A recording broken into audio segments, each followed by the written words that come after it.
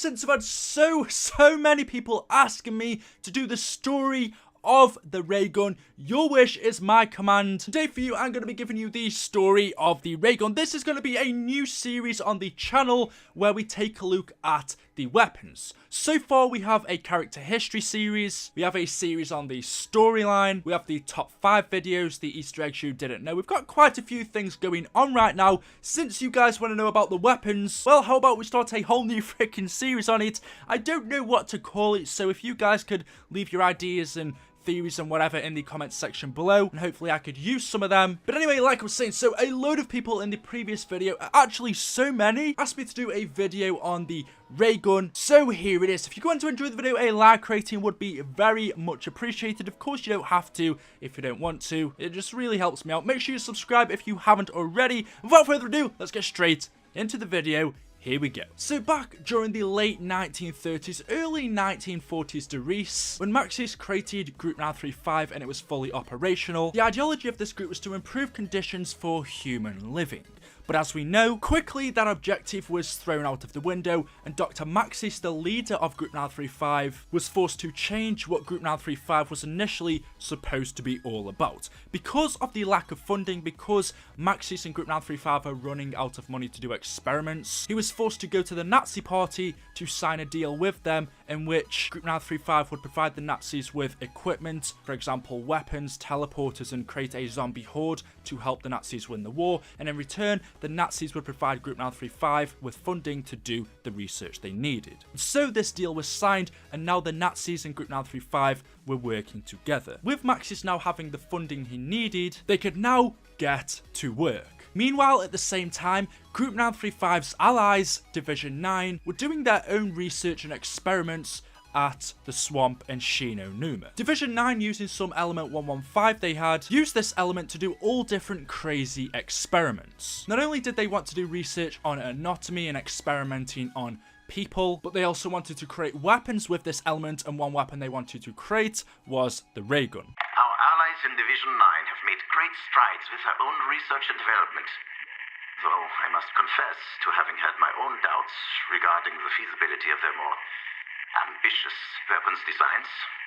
Division 9 drew up blueprints of this weapon using element 115, started to create different prototypes, but none of them really worked as they intended them to. So Division 9 went back to the drawing board and drew up even more schematics and blueprints of this Raygun that they were trying to create. And since Division 9 were working alongside Group 935, since they were working together on experimenting with element 115, the Germans, Group 935, knew exactly what the Japanese, Division 9, were creating and doing at Shinonuma. They knew about the weapons that they were trying to create and the experiments they were doing with 115. But actually, all wasn't going as well as it may have seemed at the Rising Sun facility. With the lack of gasoline to keep the facility running, with the lack of equipment, and also with the demand from the Japanese Emperor increasing of Division 9's work, it was then that more tragedy hit because the 115 meteor at the Shinonuma site started to infect people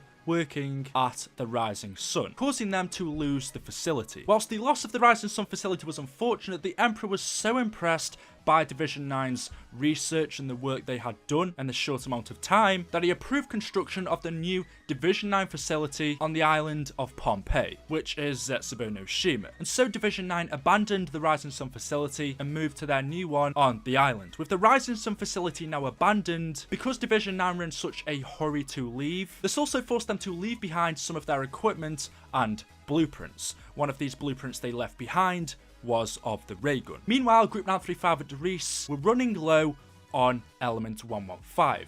And knowing that the Rising Sun facility was now abandoned by Division 9, they sent some people there to collect some of the 115. But whilst they were there, they also seized the designs of the Raygun. The designs were then brought back to the Darice facility. Maxis then brought Division 9's designs to life. He used Division 9's designs of the Raygun, he modified them a little bit, he changed them to his own preference to the way that he thought it would be better off working, and so using 115 and batteries which contained atomic cold cells, Maxis at Darice created the Raygun. But the Raygun he had created had a few problems. And the main one being it had too much excessive peripheral damage. He found out that if you shoot the plasma energy too close to you, then there is a chance that you yourself would be obliterated. And so because of this, he asked another Group 935 scientist working alongside him in Doris, called Dr. H. Porter, to create a second generation version of Maxis's Raygun. That second generation Raygun was under development at Doris and eventually